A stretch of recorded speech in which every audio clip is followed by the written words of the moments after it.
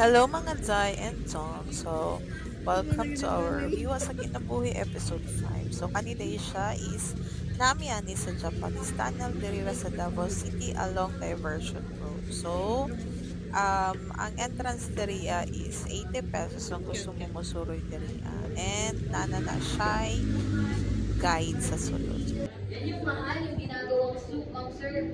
Bird's nest soup or deep soup. Yan. Noon, hindi pa uso ang makina, so yung gamit nila, mga piko lang, no? Piko, silsil, at saka bomba. Binumbahan ng hapon. So, 2.5 taon po nila itong hinukay. 7 kilometers long. Originally, yung dulo nito nasa Mintal River and Maa River. So, na hindi na accessible kasi binenta na yung mga lupa.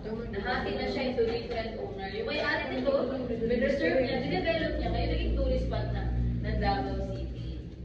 And then, na-discover naman ito, sir, ma'am, accidentally lang ng government. They're constructing the road, the diversion road. So, natamaan lang doon.